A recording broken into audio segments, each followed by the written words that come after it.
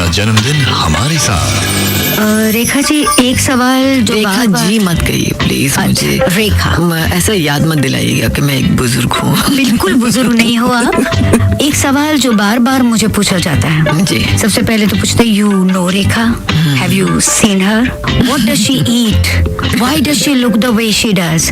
तो ये बार बार सवाल मुझे सबको आंसर करना पड़ता है कि वो क्या खाती है, वो क्या करती है जिसकी वजह से वो ऐसी लगती है। तो आप क्या खाते हो? मैं जी प्यार खाती हूँ। अरे वाह जी, मोहब्बत की बच्ची। जी। क्योंकि मेरे ख्याल से मुझे जन्म देने से पहले मेरे माँ बाप ने बहुत इश्क किया है और बहुत प्यार खाया है, तो वही चीज़ जो है डीएनए में है। तो मैं सिर्फ प्यार को खाती हूँ, मैं प्यार महसूस करती हूँ। प्यार तो प्यार है, it's a very child like मासूमियत है, लेकिन इश्क में जो इंटेंसिटी है वो कुछ रूहानी है और वो कुछ मतलब वो इश्क सिर्फ अल्लाह से कर सकते हैं, भगवान से कर सकते हैं या अपनी माँ से कर सकते हैं। ये अपने माशूक से भी नहीं कर सकते हैं। सही इश्क जो है ना वो सिर्फ भगवान जी या अपनी माँ से होती है। ये तो आपने रूहानी बातें बता दी। जी। सुनते रहिए द इटर्नल ब्यूटी रेखा और जानी मानी film critic and author Bhavna Somaya की बातचीत एक्सक्लूसिवली 92.7 बिग एफएम पर। सुनते रहिए द इटर्नल ब्यूटी।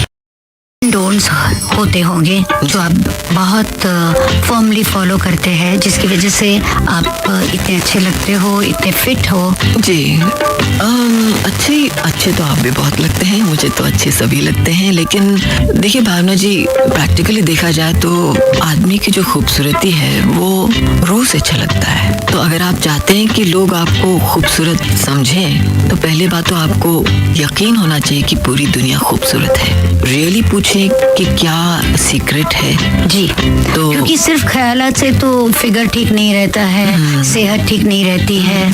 अब मैं अपने मुंह से क्या बोलूं कि मेरे नहीं, जैसे आपको मैं बताऊं जी। बहुत साल पहले आप 4 बजे उठ के बैंड स्टैंड पे चलने जाती थी ट्रैक सूट पहनकर। तो आपको ये सारी अच्छी आदतें कि सुबह इतनी जल्दी उठना, चलने जाना, चाय नहीं पीना, ये सब किसने डाली?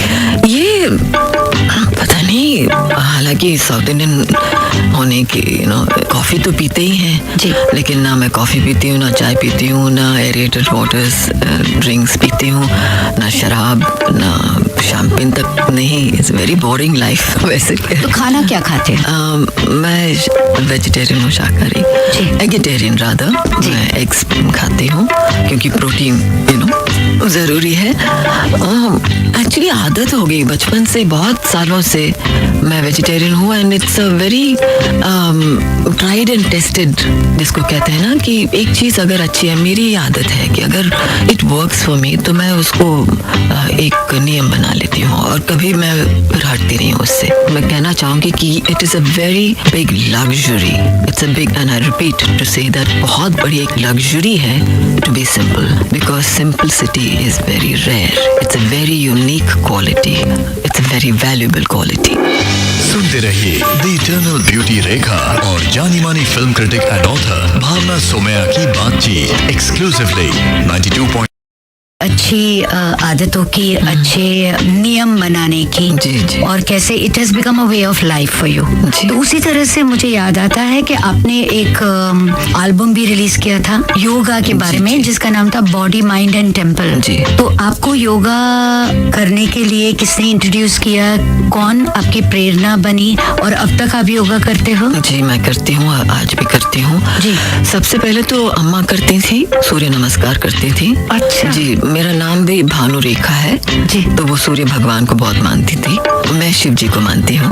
अम्मा यानी पुष्पावली आपकी माँ? जी, मेरी, जो तेलुगु सिनेमा की बहुत बड़ी सुपरस्टार थी। जी, तेलुगु, तमिल और हिंदी में भी उन्होंने काम किया। जी।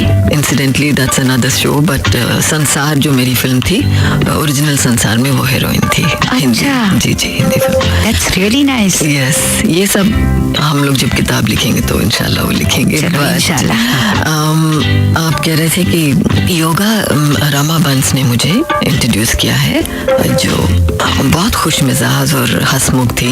She had a great sense of humour. अब योगा एक नियम है और मैं नियम करती हूँ, बट मैं कुछ भी चीज़ उसके रिजल्ट्स के लिए नहीं करती हूँ, मैं सिर्फ इस लम्हे के लिए जीती हूँ। और ये लम्हा बिफोर पलक झपको तो लम्हा ख़त्म हो गया, तो I always look forward to a new sunrise, मतलब नेक्स्ट लम्हा। New sunrise is not a next day for me. The new sunrise which is Bhanu Rekha, which is my name, you know, which incidentally has many other. हम लोग क्यों English में बोल रहे हैं? और ये क्या है, इंटरव्यू है कि ये मेरी किताब लिख रहे हैं अब?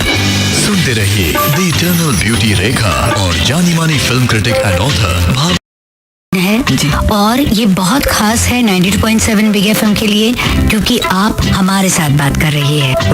मेरा भी बहुत सौभाग्य है, थैंक यू। बर्थडे का इंटरव्यू समाप्त करने से पहले जी। मैं 2 बातें कहूंगी जी कि हम बात कर रहे हैं भानु रेखा से। ये वो एक्टर है जो जब छोटे बच्चे थे तब उनका स्कूल में सबसे फेवरेट सब्जेक्ट मॉरल साइंस होता था। जी, आपको याद है? जी।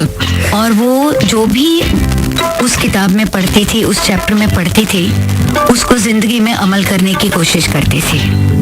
दूसरा, मुझे याद आ रहा है कि एक दौर था जब मैं अपने काम से खुश नहीं थी और सोच रही थी कुछ और करूं, नौकरी बदली कर लूं।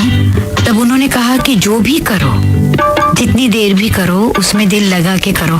अगर नौकरी नहीं पसंद है, गाड़ी में बैठी हो, जहाँ जा रही हो, तो ड्राइव को एंजॉय करो। अब सूरज बिल्कुल डूब चुका है और जाने से पहले मैं उनसे कहूंगी कि हमारे सुनने वालों के लिए कुछ कहे।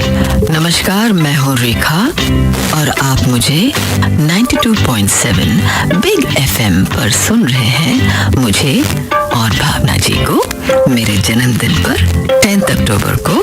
और मेरा मैसेज यही है मेरे चाहने वालों को, मेरे दोस्तों को, मेरी फैमिली को, मेरे फैंस को, और इस वक्त जो जो मुझे सुन रहे हैं और सुनते रहेंगे और बचपन से जो मुझे सुनते आ रहे हैं, उनकी माता जी, उनके पिताजी, उनके बेटे जी, उनके सुपुत्र जी, उनके बहू और उनकी बेटियां, उनके नवासे और नवासियां, और सब पूरी दुनिया वालों को और मुझसे प्यार करने वालों को मेरे दिल से दुआ है। और बहुत बहुत शुक्रिया, बहुत बहुत ज़रा नवाजी, आपने मुझे इतने साल सहा है, प्यार दिया है, मुझे चाहा है। मैं ये ख़ास तौर से कहना चाहती हूँ कि आपने जो इतना लंबा इंतज़ार किया है मेरे लिए, मुझे सुनने के लिए। What comes close to feelings is a voice।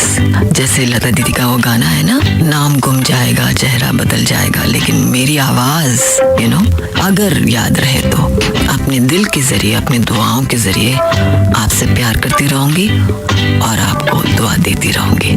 शुक्रिया, नमस्कार, आदाब, प्रणाम, सत श्री अकाल।